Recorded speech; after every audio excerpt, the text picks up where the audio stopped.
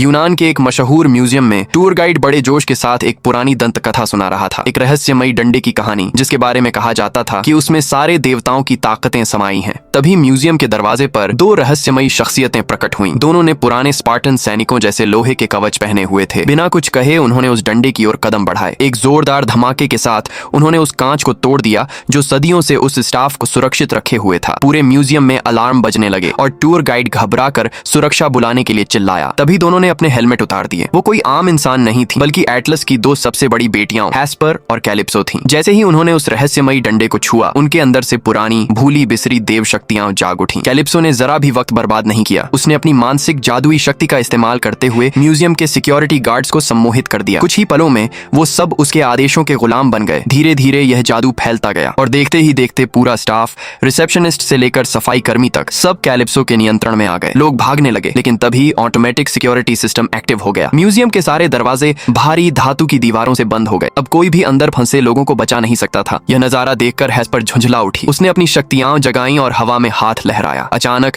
Museum के चारों ओर खड़ी संगमरमर की मूर्तियां जीवित हो उठीं और भागते हुए लोगों को पकड़ने लगीं। उन मूर्तियों ने इंसानों को पकड़कर जकड़ लिया, मानो उन्हें जिंदा प्रदर्शनी बना दिया हो। कैलिप्सो अपनी बहन की ओर मुड़ी और मुस्कुराते हुए बोली, इंसानों के चैंपियन चाहे कितने भी बड़े क्यों न हो, आखिर वो इंसान ही है और हम देवता हैं। हेस्पर ने शांत लेकिन गंभीर आवाज में कहा, कभी किसी पुराने जादूगर की समझ को कम मत आंकना। उसने अपने चुने हुए योद्धाओं को बहुत सोच समझकर चुना होगा। दृश्य अब बदलता है। Philadelphia, America. वहीं एक सुपर हीरो अपने डॉक्टर के क्लिनिक में बैठा है, लेकिन ये कोई आम इंसान नहीं, ये है बिली बैटसन यानी शज़ैम। वो अपने पीडियाट्रिशियन से ऐसे बात कर रहा था जैसे किसी थेरेपिस्ट से कर रहा हो। वो कहता है कि उसके पास इतनी बड़ी शक्तियां हैं, लेकिन फिर भी वो खुद को अकेला महसूस करता है। उसका परिवार यानी उसके बाकी भाई बहन अब अलग अलग रास्तों पर जाना चाहते हैं। कोई पढ़ाई में ध्यान दे रहा है, कोई अपनी जिंदगी जीना चाहता है, कोई भी अब पहले जैसा साथ नहीं रहना चाहता। बिली की आवाज में दर्द था। वो कहता है, हम साथ मिलकर लड़ने वाले हीरो थे, अब सब बिखर रहे हैं। सेशन खत्म होने के बाद वो घर लौट आता है। अपने कमरे में बैठकर वीडियो गेम खेलने लगता है, बस ध्यान भटकाने के लिए। तभी उसे नजर आता है कि उसका भाई फ्रेडी चुपके से बाहर निकल रहा है। उसे शक होता है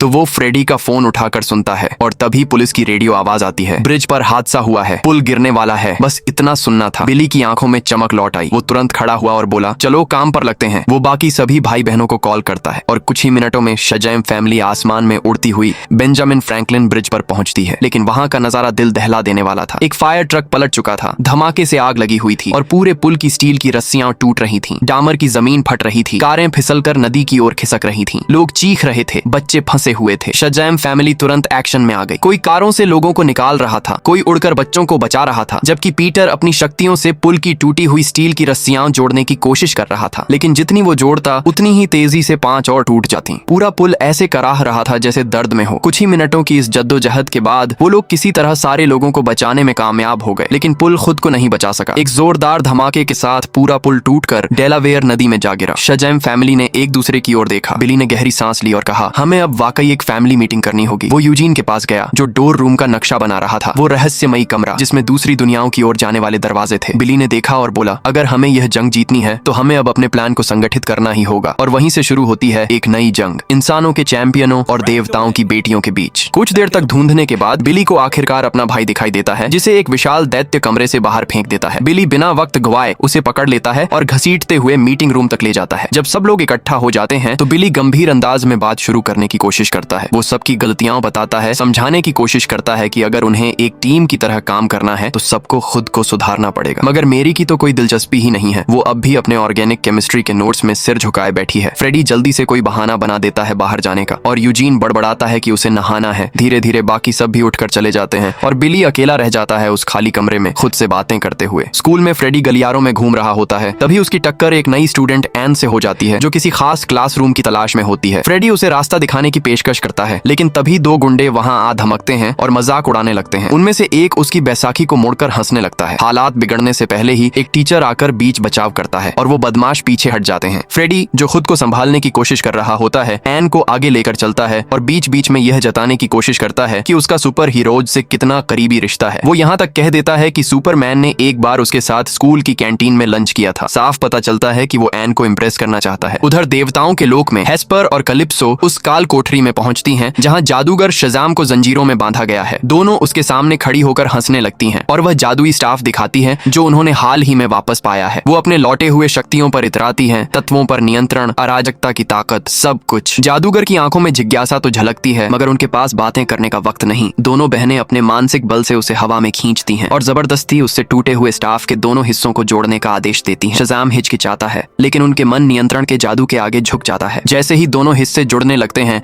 वह अचानक कोशिश करता है कि स्टाफ उनके हाथों से छीन ले, मगर हेस्पर उसे पीछे धकेल देती है। एक तेज ऊर्जा की लहर से वो जमीन पर गिर पड़ता है, लेकिन इस अफरा तफरी में वो चालाकी से स्टाफ का एक छोटा सा टुकड़ा अपने हाथ में छिपा लेता है। उसी टुकड़े की मदद से वह एक जादुई मंत्र फुसफुसाता है, जिससे वह अपने चैंपियन तक गुप्त संदेश भेज देता है। यहाँ शज़ाम वंडर वुमन के साथ डिनर कर रहा होता है। सब कुछ बेहद अच्छा चल रहा होता है। तभी अचानक डायना के चेहरे पर जादूगर शज़ाम का चेहरा उभर आता है। वह चेतावनी देता है कि एटलस की बेटियां लौट आई हैं और वो न सिर्फ दुनिया बल्कि उसके परिवार पर भी कब्जा करना चाहती है। वह बताने की कोशिश करता है कि उन्हें कैसे रोका जा सकता है, लेकिन बात पूरी करने से पहले ही उस जादुई टुकड़े की शक्ति खत्म हो जाती है। अगली सुबह बिली अचानक जाग जाता है, अब भी समझने की कोशिश कर रहा है कि पिछली रात जो देखा वो सपना था या सच। थोड़ी देर बाद स्कूल की कैंटीन में फ्रेडी आराम से बैठा होता है। तभी एन फिर से वहां आ जाती है। वह मुस्कुराते हुए उससे पूछती है कि उसे वो जगह दिखाए जहां वो सुपर हीरोज के साथ खाया करता था। फ्रेडी जैसे ही अपनी बातों से असर डालने की कोशिश करता है, बिली अचानक वहां आ धमकता है और उसे खींचते हुए ले जाता है। कुछ ही देर में सब फिर से एक जगह इकट्ठा हो जाते हैं। शज़ाम सबको बताता है उस अजीब सपने और जादूगर की चेतावनी के बारे में। वो ये भी मानता है कि उसने जल्दी से गूगल पर डॉटर्स ऑफ एटलस सर्च किया था, लेकिन उसके बारे में ज्यादा कुछ नहीं मिला। असली जवाबों की जरूरत महसूस करते हुए पीटर बोल उठता है कि उसे शायद कोई ऐसा शख्स पता है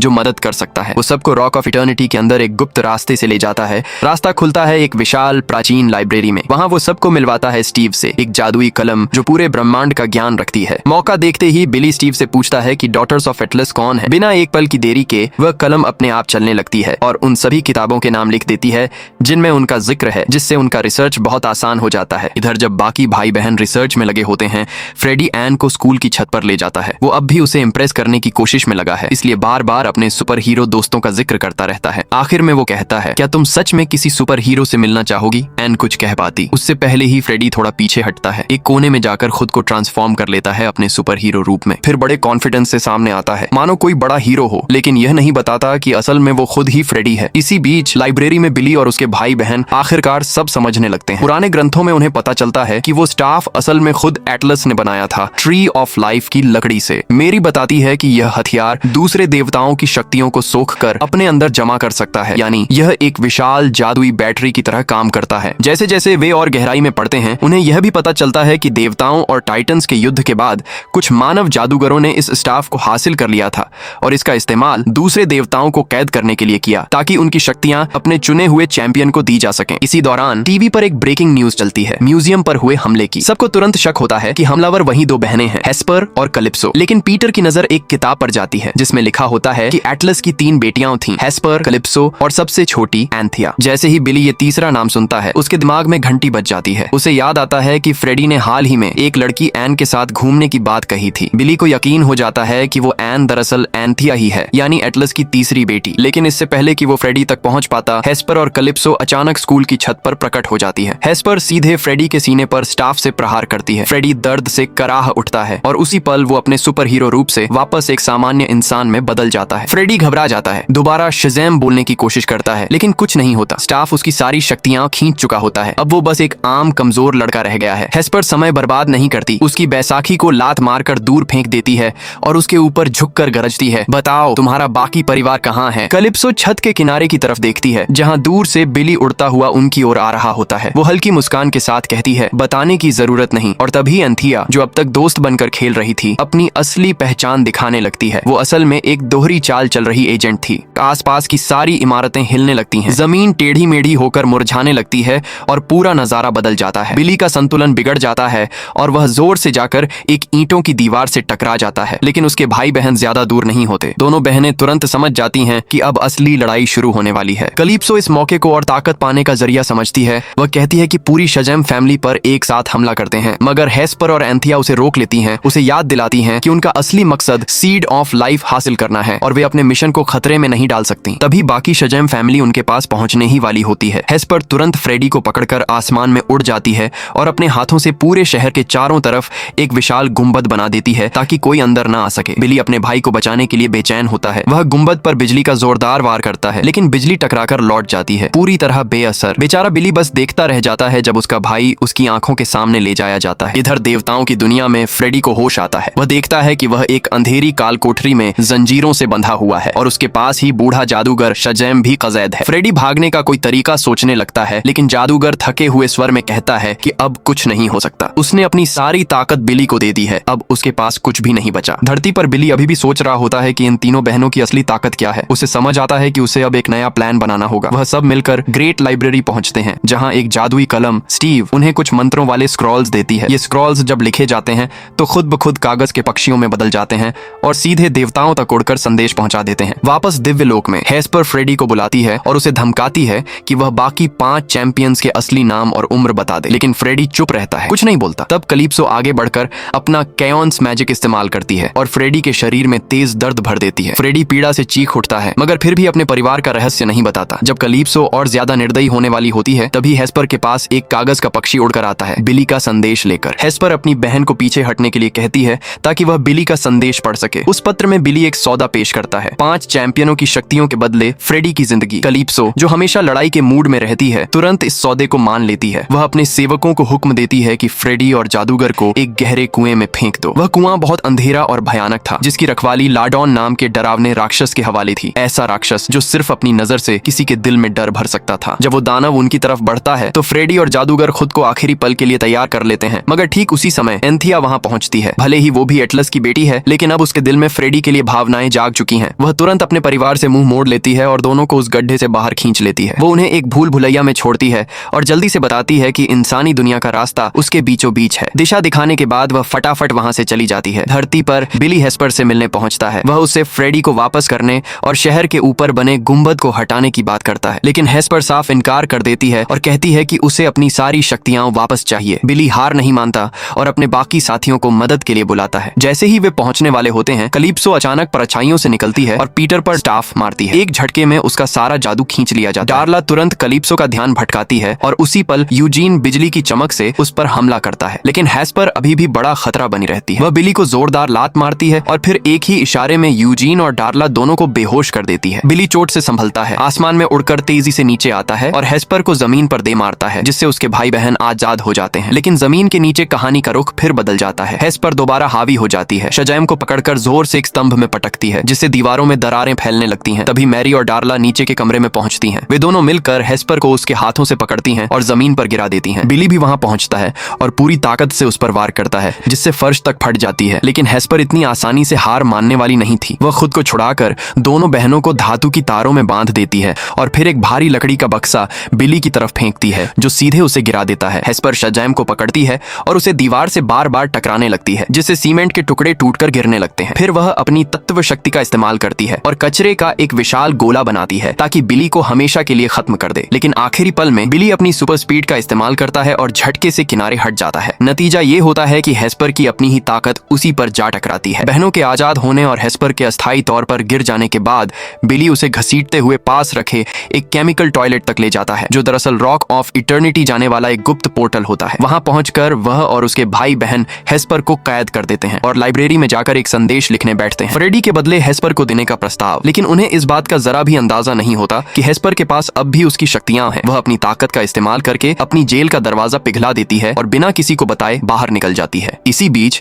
डार्ला उसके लिए स्किटल्स लेकर उसकी सेल तक जाती है, लेकिन वहां पहुंचकर देखती है कि कमरा खाली है। हेस्पर अब आजाद है। वह लाइब्रेरी की एक पुरानी मेज से एक सड़ा हुआ सेब उठाती है और सीधे उस दरवाजे वाले कमरे की ओर बढ़ जाती है, जो भूल भुलैया में खुलता है। ठीक उसी वक्त जब फ्रेडी और जादूगर भागने की कोशिश कर रहे होते हैं, वह सेब को साफ करती है और तभी पता चलता है कि ये कोई आम फल नहीं बल्कि ट्री ऑफ लाइफ का फल है। जादूगर जैसे ही उस सेब को देखता है, उसे समझ आ जाता है कि अगर ये गलत हाथों में गया तो दुनिया खत्म हो सकती है। मुख्य कक्ष में लौटकर हेस्पर उस बीज को अपनी बहनों के सामने रखती है। उसकी बहनें चाहती हैं कि उस फल की शक्ति से देवताओं की दुनिया दोबारा बनाई जाए, लेकिन कलिप्सो का इरादा कुछ और ही होता है। वह चाहती है कि इस पेड़ को धरती पर लगाया जाए, जिससे पूरी मानवता नष्ट हो जाएगी। इस बीच बिली और बाकी सब लोग हेस्पर के निशानों का पीछा करते हुए रॉक ऑफ इटर्निटी तक पहुंचते हैं। वहां छिपा हुआ फ्रेडी एक मूर्ति के पीछे से झांकता है और फल को देख लेता है। वह उसे झट से पकड़ लेता है, लेकिन गलती से एक पत्थर के स्टैंड को गिरा देता है, जिसकी तेज आवाज से उसकी जगह पता चल जाती है। हेस्पर तुरंत डंडा उठाती है, वार करने को तैयार। तभी हॉल में एक अजीब सी गूंज फैलती है और बहनें पलट कर देखती हैं। शजैम बिजली की तरह वहां पहुंच चुका होता है। वह झपट कर डंडा छीन लेता है,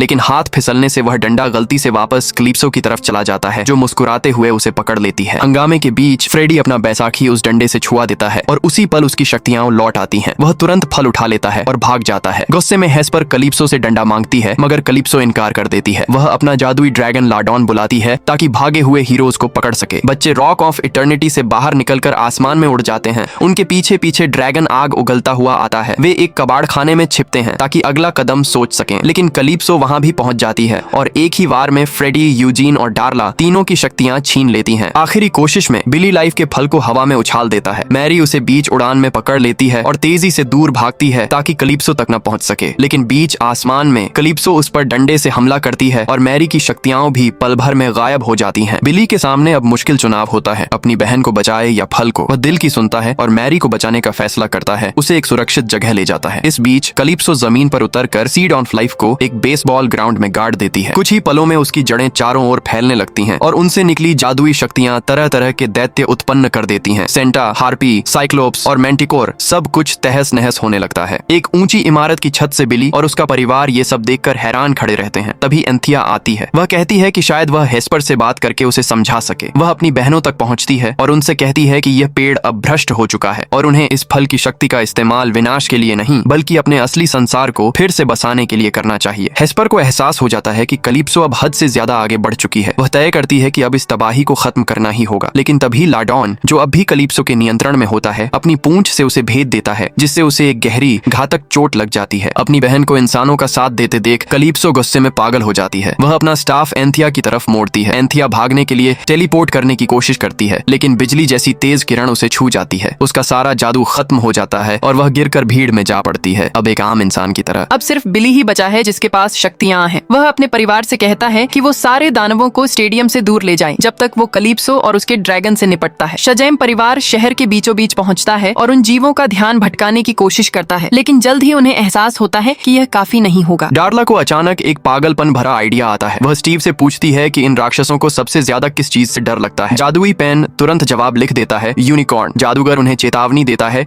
कि असली यूनिकॉर्न बच्चों की किताबों वाले प्यारे घोड़ों जैसे नहीं होते, बल्कि बेहद खतरनाक और अंधेरे प्राणियों जैसे होते हैं। लेकिन डार्ला हार नहीं मानती। स्टीव बताता है कि ये यूनिकॉर्न अंधेरी गुफाओं में रहते हैं और देवताओं का भोजन खाते हैं। सब लोग उन्हें ढूंढने निकल पड़ते हैं। इसी बीच फ्रेडी को अफरा तफरी के बीच एंथिया नजर आती है, जो मुश्किल से खड़ी हो पा रही होती है। वह बाकी टीम से अलग होकर उसकी मदद करने दौड़ पड़ता है। वहीं दूसरी तरफ बिली आखिरकार ड्रैगन तक पहुंच जाता है और इतनी जोर से मुक्का मारता है कि वो विशालकाय जानवर एक पूरी इमारत तोड़ता हुआ गिर पड़ता है। लेकिन कलिप्सो फिर से काबू पा लेती है और ड्रैगन को आदेश देती है कि वो आग उगले। आग की लपटें बिली के सूट को झुलसा देती हैं। वह अगली आग की बौछार से बचने के लिए उछलता है और जवाबी हमला करते हुए एक कार उठाकर ड्रैगन की ओर फेंक देता है। लेकिन जब वह सीधे कलिप्सो पर हमला करने की कोशिश करता है तो उसका सारा ऊर्जा डंडे में खींच जाती है। अब शजैम को समझ आ जाता है कि उसे सिर्फ एक ही रास्ता बचा है, स्टाफ को ओवरलोड करना। वह हेस्पर को होश में लाता है और अपनी योजना बताता है। हेस्पर पुष्टि करती है कि अगर वह अपनी सारी शक्ति उस डंडे में झोंक दे तो उसका जादुई कोर फट जाएगा, एक बम की तरह जो गुंबद के अंदर की हर चीज को उड़ा कर रख देगा। इसी समय डार्ला को आखिरकार एक यूनिकॉर्न मिल जाता है। वह उस पर हमला करने के लिए झपटता है, लेकिन डार्ला डरती नहीं। वह अपने हाथ में भरे रंग बिरंगे स्किटल्स उस पर फेंक देती है। यूनिकॉर्न रुक जाता है, उन्हें सूंघता है और फिर उन्हें ऐसे खाने लगता है जैसे वह किसी देवता का भोजन हो। कुछ ही पलों में वह डार्ला का साथी बन जाता है। जल्द ही डार्ला यूनिकॉर्न्स की एक पूरी फौज लेकर शहर में घूम रही होती है और ये चीनी से भरे जादुई घोड़े रास्ते में आने वाले हर राक्षस को कुचलते जा रहे होते हैं। शहर के किनारे फ्रेडी और एंथिया कुछ नागरिकों के साथ एक इमारत में छिपे होते हैं। जब कलिप्सो अपने विशाल ड्रैगन लाडॉन पर सवार होकर वहां पहुंचती है, वह दानव को आदेश देती है कि वो अपनी मानसिक शक्तियों से सबको एक दूसरे के खिलाफ कर दे। लेकिन ड्रैगन की माइंड कंट्रोल शक्ति फ्रेडी पर असर नहीं करती, क्योंकि वह खुद कभी पूरी तरह स्थिर दिमाग वाला था ही नहीं। वह एंथिया को पकड़कर उसे खींचता है और समय रहते उसे सुरक्षित जगह पर ले जाकर उसके होश वापस लाता है। इसी पल बिली आसमान से नीचे झपटता है और कलिप्सो के हाथ से डंडा छीन लेता है। वह तेजी से ट्री ऑफ लाइफ की ओर उड़ान भरता है। जैसे ही वह पहुंचता है, हेस्पर पेड़ के चारों ओर फैला सुरक्षात्मक गुंबद नीचे कर देती है, जैसा कि उन्होंने पहले तय किया था, और बिली सीधे स्टेडियम के केंद्र की ओर बढ़ता है। बिजली चारों तरफ कड़क रही थी जब बिली ने डोम पर हमला करना शुरू किया। वह स्टाफ को सुपरचार्ज कर रहा था, लेकिन जैसे ही वो आखिरी वार करने वाला था, ड्रैगन ने उस पर हमला कर दिया। बिली बिना पीछे हटे सीधा उसकी तरफ उड़ गया और ड्रैगन का वार अपने सीने पर झेल लिया। ये वार जानलेवा था, लेकिन बिली ने हार नहीं मानी। अगले ही पल वो दोबारा ड्रैगन की तरफ झपटा और एक जोरदार मुक्का उसके चेहरे पर मारा। ड्रैगन का जबड़ा जगह से खिसक गया और वो पीछे की ओर गिरता चला गया। अब स्टाफ पूरी तरह चार्ज हो चुका था। बिली ने जोर से चीखते हुए कहा, शजैम, और उसने स्टाफ को डोम के बिल्कुल बीच में गाड़ दिया। एक विशाल धमाका हुआ। चारों तरफ अंधा कर देने वाली सफेद रोशनी फैल गई। पूरे राज्य की बिजली की हर लाइन जल गई। ड्रैगन जमीन पर ढह गया और डार्ला द्वारा केंद्र में लाए गए सारे जादुई जीव एक ही पल में राख बन गए। लेकिन इसकी कीमत बहुत भारी थी। जब धूल बैठी तो जमीन पर बिली का शरीर टूटा हुआ पड़ा था। उसकी सारी ताकत खत्म हो चुकी थी। उसका परिवार दौड़ता हुआ उसके पास पहुंचा, लेकिन अब बहुत देर हो चुकी थी। बिली अब नहीं रहा। कुछ समय बाद देवताओं के राज्य में एंथिया ने जिद की कि बिली का सम्मान पूर्वक अंतिम संस्कार किया जाए। उसे एक पेड़ के नीचे टूटे फूटे देवताओं की दुनिया के बीच दफनाया गया। पूरा परिवार उसके आसपास खड़ा शोक में डूबा था। उस पल डार्ला ने जादूगर से पूछा, क्या कोई तरीका है जिससे हम इस राज्य को वापस ला सकें? जादूगर ने गहरी सांस ली और उदासी से कहा, केवल कोई देवता ही इस दुनिया को दोबारा जीवित कर सकता है, और जहाँ तक मुझे पता है अब कोई देवता नहीं बचा। तभी अचानक दूर से तेज कदमों की आवाज आई। सबकी नजर मुड़ी। सामने वंडर वुमन खड़ी थी। वो बड़े आत्मविश्वास से आगे बढ़ी, जादूगर के हाथ से स्टाफ छीन लिया और जमीन में जोर से दे मारा। उसी पल पूरी दुनिया जैसे फिर से सांस लेने लगी। जमीन से हरी घास उगाई, पेड़ पौधे वापस खिल उठे और एंथिया की शक्तियां लौट आईं। वो जादू इतना शक्तिशाली था कि उसने बिली को भी फिर से जिंदा कर दिया। परिवार की आंखों से खुशी के आंसू बह निकले। बिली ने सबको गले लगा लिया और वो पल एक सच्चे चमत्कार जैसा था। देवताओं का राज्य फिर से बस गया, डोम नष्ट हो गया और सारी तबाही मिट गई। यही थी आज की कहानी। अगर आपको ये कहानी पसंद आई हो तो चैनल को जरूर लाइक और सब्सक्राइब करें, ताकि अगली शानदार मूवी की कहानी आपसे मिस ना हो जाए। धन्यवाद।